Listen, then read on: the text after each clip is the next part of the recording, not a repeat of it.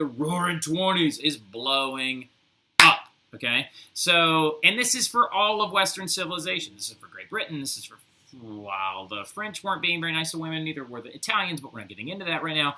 But the Western civilization, this is not just the United States. Do not just sit there and be like, I thought that the roaring 20s were only for America. Sit down. Go live back under that rock. All right? So, anyway, you got to understand, too, that everything is changing, though. Even art is changing. You saw two of the weirdest movements in all of art history, but they're two of my favorite ones. Now, the first two right here on your left are referred to as Dadaism. This is like getting into your abstract, non-representational art.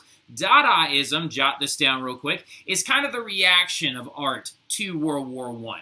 Nothing really truly has a meaning or sense because the world was so permanently broken by World War I. You've now got veterans who are absolutely having their lives destroyed, which we will talk about later. You've got massive amounts of casualties, close to 40 million. The Spanish flu came through. It caused a pandemic worldwide that killed over 20 million. And so art reacted to it, and they were like, what's going on? So they just created this stuff, right? And Dadaism, this is the most famous piece of Dada art. That is a urinal for going to the bathroom in.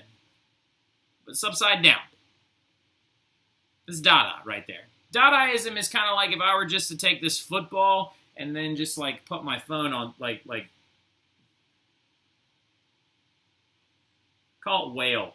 This is whale, all right? This is Dada, right? So, it's just, that's whale, all right? Now, anyway, and then you've got this, collage piece right here. Dadaism is extremely insane, but then it moved into surrealism. Surrealism kind of, was a little bit more of a reaction to the war itself as well, and it moved towards the ideas of getting some representation back in art, though, right? But surreal being of, the outside of the real realm.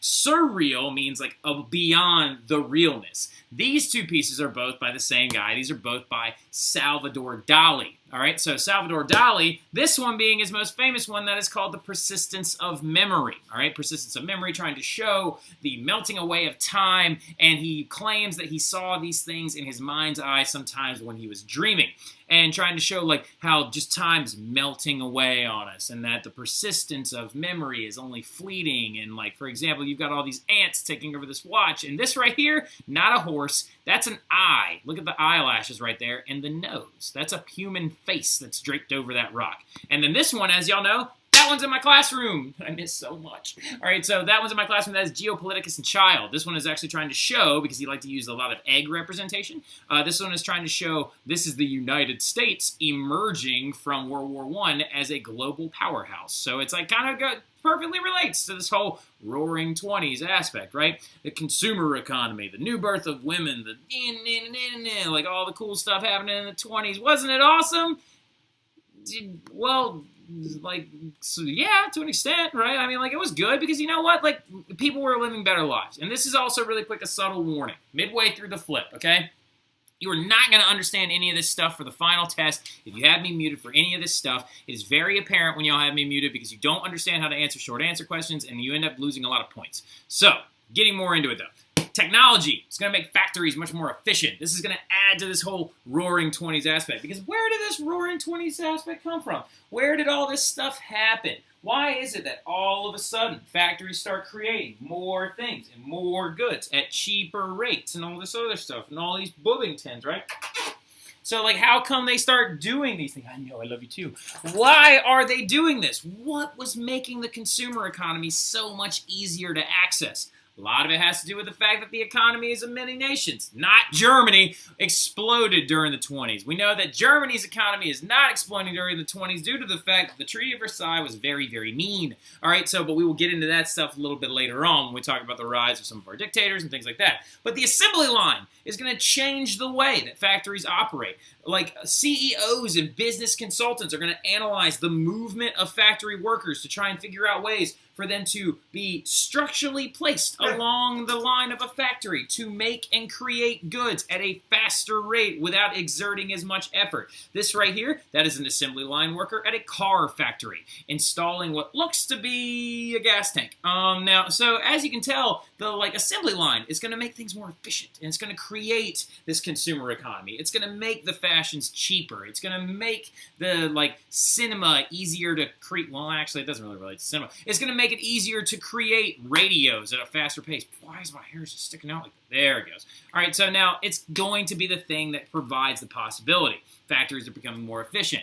Then since the factories are now becoming more efficient, now we're looking at a 5-day work week, because since we have more workers, more employed, higher wages, the economy also learns to stimulate itself by reducing itself to that 5-day work week. Here also, again, are some assembly line workers. These ones, of course, are all women, right? These female assembly line workers are actually in a factory. They're earning their own money, right? This is that image of our new 20s woman. I also like how this one camera bomber is just staring right at the camera. Out of all of the girls at Chappelle, I feel like that right there would be somebody I don't know, that's Caitlin Catalanata. She just can't not look at it, right? So that's a big thing. The 5-day work week's coming into play. And then also you've got, with that, since you've got 5-day work week, now you got the weekends, right? The Roaring Twenties saw the rise of the weekend. You got leisure time. You got time to chill out. You got time to do a lot of nothing, is what a lot of y'all claim that you do.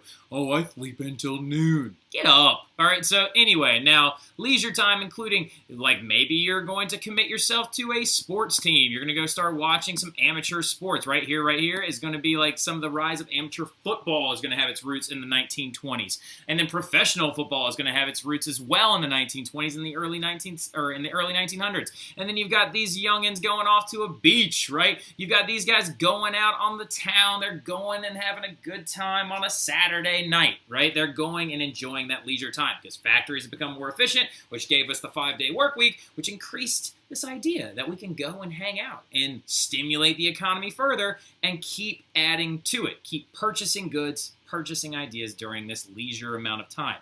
Now, as you can tell, the Roaring Twenties is pretty great, right? It's pretty great. It's pretty awesome. You had the modern society you know of now was born in the 1920s, following World War I, with the growth of the economies of the winning nations of World War I, particularly the United States, Great Britain, and France.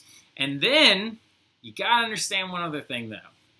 You're going to get into other history classes. You're going to talk about the Roaring Twenties in other history classes, and your teachers are going to be like, oh, they're great, and they're amazing, and look at this fun little video of the Charleston.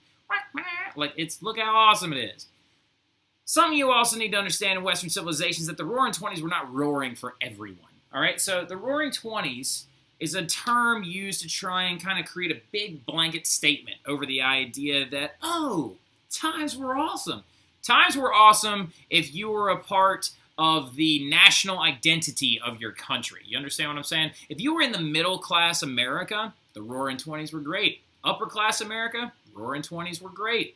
But if you were a Jewish person living in Europe, a minority living in parts of the United States, or just in general, a minority living in your country, times were still very hard for you, right? The Roaring Twenties were not roaring at all because you still had massive rates of anti-Semitism. You still had massive rates of racism. You still had massive rates of violence against minorities. Lynching was still not punishable by law in the 1920s. They attempted to get a bill through Congress in 1921 to outlaw lynching, which is the mob rule violence over another person in the United States of America, to go off and hang someone and execute them without them seeing their day in court. So, and then you had the rise of eugenics. This picture right here on the side is from the Tulsa race riot in Oklahoma. A guy was being, a bunch of townspeople tried to get this guy who was in prison for sexual assault. Turns out that he didn't do it. They tried to take him out of his cell to lynch him or hang him. Several other members of the African American community, they're like, whoa, slow down. What do you think you're doing? And then a fight broke out, and then it saw a massive race riot in 1922. You're talking about things are still very tense. This Roaring Twenties moniker is not necessarily just like, oh, hey, look, everything was great. Because it really, I mean, like, it was great for you if you had the money for it to be great. It wasn't great if you were in Germany and you had no money whatsoever. It wasn't great if you were living in a, like, highly impoverished area. And then you had this thing on the rise, too. Eugenics, which is this thing that tried to support all these ideas. Eugenics was like this weird pseudoscience that popped up in the early 1900s that aimed at creating a genetically superior race by excluding people who are judged to be inferior, right? So you're talking about a science. People believed this was a science. Now, notice I have the word pseudoscience, right? And I have all these things in red because they're all terrible, awful things that are not representative of this whole Roaring Twenties era. The Roaring Twenties was only roaring if you had the money for it to be roaring, right? Or if you had the privilege of it to be roaring. So the eugenics aspect is the pseudoscience that supported all of these things. So pseudo means false, right? So if you have a pseudopod, that's like a clam, they have like a false foot, all right? So pseudo means false or not true. Another one is called phrenology, the study of the contours of the human skull and personality traits. That's not real either, all right? So pseudoscience, eugenics ain't real. It's not based in fact, but people just picked it up and kept spitting it like it was. So, and this idea was like, we're going to create a genetically superior society by excluding people from reproducing, right? That led to mass sterilization campaigns in places like the United Kingdom and in the United States. Later, this is going to justify the Holocaust in the minds of the Nazis, which is the most messed up thing on the planet, and the exclusion of Jewish populations all over Europe. And it's going to be evidence to support racist activity. So as you can see, Roaring Twenties ain't roaring for everybody, all right? So, like in the 1920s, I'm not talking about now. So the true casualties, though, the true casualties of World War I in the purest sense are the actual casualties of World War I. Let's talk about what a casualty is. A casualty is a person who is killed or injured in a war or an accident, right? Notice, injured, right? Injured is a key word right there. A lot of people just refer to a casualty as being only someone who dies in a war. It's not so. It's not so. Somebody who is permanently injured by a war is also considered a casualty, all right? So a lot of World War veterans returned home to disfigured, disjointed, and destroyed lives, right? Shell shock was a massive occurrence. The earliest known cases of what we now call PTSD. Shell shock was called shell shock due to the fact that loud noises could trigger like psychoactive episodes in soldiers, causing them to have flashes to the front lines or the inability to move. Some of the most ridiculous cases of shell shock show videos of men unable to walk or function, and it requires a lot of mental health treatment. And so the first cases of shell shock or PTSD were discovered after World War I. And then you also had millions of veterans returning home who were permanently disfigured from this war. This man lost an eye. This is a group of men learning how to walk again with the absence of their legs. This is a World War I veteran begging for money after he lost his leg as well. So as you can tell, veteran affairs are still something that we have been struggling with for almost 100 years, right? So it is something to always be mindful of because that was a true casualty of World War I. And just to give you, again, a little glimmer of hope, just a glimmer, just a touch, just a little, just a small bit of hope. And I know some of you are like, well, this doesn't look hopeful at all. Like, this woman, this is not the woman, this is a veteran that she helped. A woman, Anna Coleman Lad happens to be another very, very promising figure of this post-World War II era. Anna Coleman Lad was an American sculptor and an American philanthropist who sought to try and help a lot of the injured veterans from World War I. And she pioneered some of the earliest forms of what you would now refer to as plastic surgery. Now, of course, she wasn't surgically operating on these figures or on these men. She was creating for them prosthetics to wear on their faces or on their bodies to try and be able to live a more normal life. This is a man that she helped down here at the bottom who was permanently disfigured by an explosion, an artillery shell explosion, so she made him a mask that was perfectly blended in with his facial tone for him to be able to wear out in public so he could actually feel like he was like living a normal life again. So Anna Coleman Lad happens to be one of my favorite figures from this entire area, and I think she's just kind of like a nice little glimmer of hope. She's like an idea that, like, you know what, like we can learn from her to keep helping our veterans as much as possible. Now, many of these veterans are going to attempt to re-enter the post-industrial economy. However, many couldn't, while women are going to be the ones that replace them in a lot of these jobs in a lot of these areas. However, the economy boomed without them, which is a terrifying aspect of war's truest casualties. The men left behind by their countries who were willing to pay the ultimate sacrifice for it, right? So you've got this aspect of the Roaring Twenties, right? You've got this aspect of it kind of being good and bad all at the same time, right? Now we got to get into, though, how all these things are then going to lead to the rise of these really, really, really, really intense, really, really, really scary, really freaky figures in history, right? Now, booming economies were great, but they were only truly valid if you were one of the big three, all right? The big three being France, Great Britain, and the United States, all right? So the United States of America happens to be one of those big three, right? So France and Great Britain as well. If you're one of the losers of the war, though, not so much. You're not going through roaring 20s at all. You're going through terrible 20s like everybody else is, right? So the worst, though, out of all of them being Italy and Germany.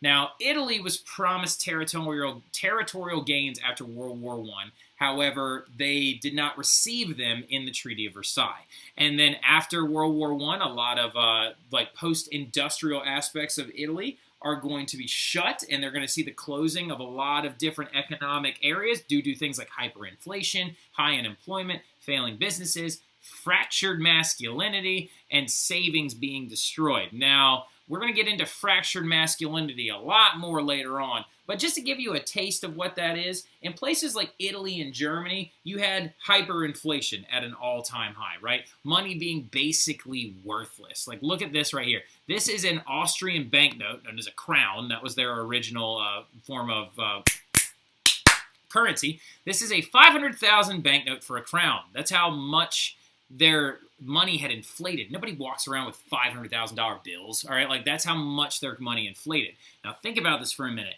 If you had savings before the war, if you were like, oh, my wife and I, we have been working for 20 years, we have saved up 100,000 crowns, and then hyperinflation hits, that 100,000 crowns that you saved for 20 years is now worth nothing. All right, so that is now completely gone. So the hard work of these men, of this household, is now gone. Then you got high unemployment, so men are losing their jobs. You got failing businesses, so men are losing their businesses. That is leading to this idea of fractured masculinity. Because remember, in the 1920s, it was still expected by a lot of different families and a lot of different areas that the men were supposed to be these providing figures, right? This is going to lead to a massive disjoint in a lot of these areas. So in Italy and Germany, men were angry and they were looking for someone to blame after this war. They were like, I almost died in that war. I might have lost a limb. I can't provide for my family anymore. The savings I had is now worthless. What am I supposed to do? So you saw the rise of totalitarian governments, right? Rise of totalitarianism. So we got to talk about what totalitarianism is. All right, so that's a mouthful, right? Say it with me real quick. Totalitarianism. I know what you're thinking. Tarianism. Now, anyway, really, really quick, though, what totalitarianism is, you're going to see a rise of it in these really, really fractured, destroyed countries like Italy and Germany with their high unemployment rates, their hyperinflation, their fractured masculinity. It's going to start rising up. And what that is when a government seeks total control over the lives of its citizens through the use of a centralized dictatorship. Right? So in your mind, you're thinking of, immediately what comes to mind is one figure that we're about to talk about in about 2 seconds, right? But this is a very key concept, a government that seeks total control over the lives of its citizens through the use of a centralized dictatorship. Now, in Europe, you've got the rise of 2 different types of totalitarian government, right? The first one that we're going to talk about being fascist dictators, hiding behind this idea of socialism, and then we're going to talk about communist dictators here in a second. So let's talk about fascism first. What is that? A facies. Bet you ain't seen that thing in a hot minute. That facies right there, hearkening all the way back to Rome when we used to talk about it, is where the word fascism gets its name, okay?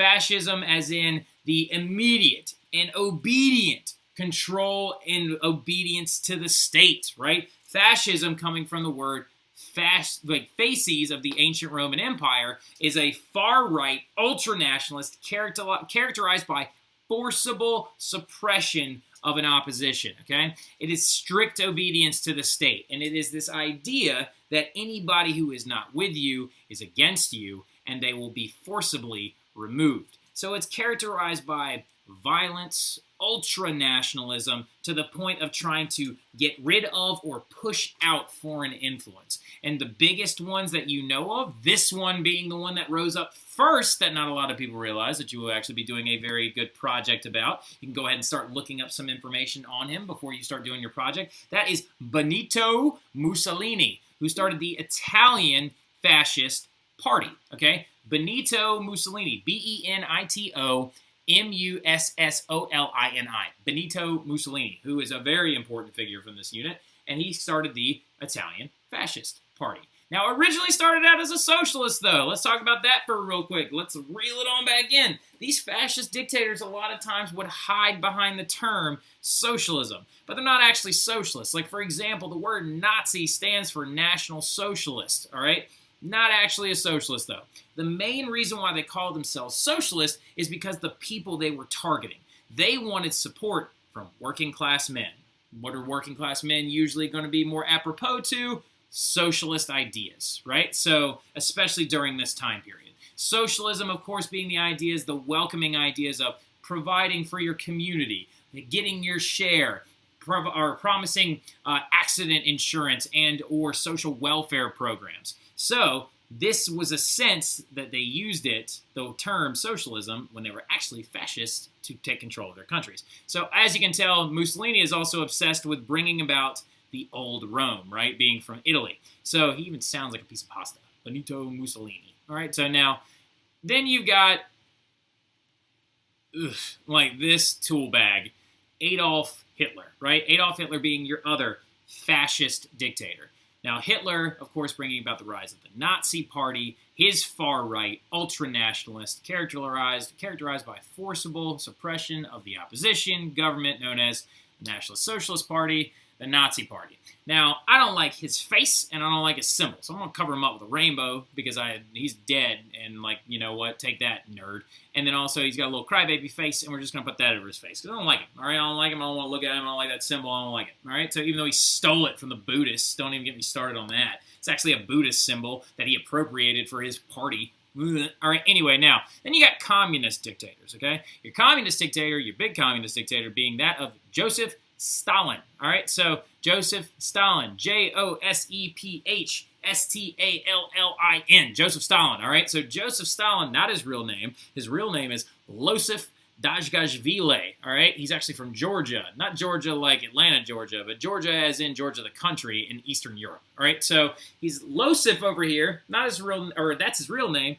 Joseph Stalin, though, named himself that after someone called him the Man of Steel, which is what Stalin means in German. Stalin, all right? So a man of steel. So he was like, ooh, I like that name. And he changed his name to Joseph Stalin. But he becomes the communist dictator after Lenin dies, all right? So now we could get into an entire debacle about the rise of Stalin and the death of Trotsky, which the academic girls, you're going to actually have that on one of your little like timeline assignments that you're doing for your project. But just so you know, communist dictator, fascist dictator, two completely different things, all right? But they're both totalitarians, okay? So it's kind of like the idea that not all squares are rectangles, but all squares are rectangles, but not all rectangles are squares. You understand what I'm saying? So Stalin's a little bit different. He's not far-right. He's not ultra-nationalist. He is not characterized by forcible suppression. He is not related back to our old faces right here. His symbol of being a communist is right here in that sickle and hammer. Communism, of course, being the idea of the collectivization of the means of production and the elimination or prevention of economic elites, right? Even though, ironically enough, there were still tons of economic elites in Russia under his tutelage. Now, then you've got one other guy that comes up later, and then there's Franco. Look at Franco. Francisco Franco. But we're not going to worry about Franco, all right? So Franco is the dictator he's a Francoist. He's like a totalitarian dictator from Spain, but we're not going to get too much into him, okay? So, and then you got 1929. And what happened in 1929, Mr. Terry? This is the class you should be taking if you don't know what happened in 1929. It's called How to Stop Living Under a Rock. You should know exactly what happened in 1929.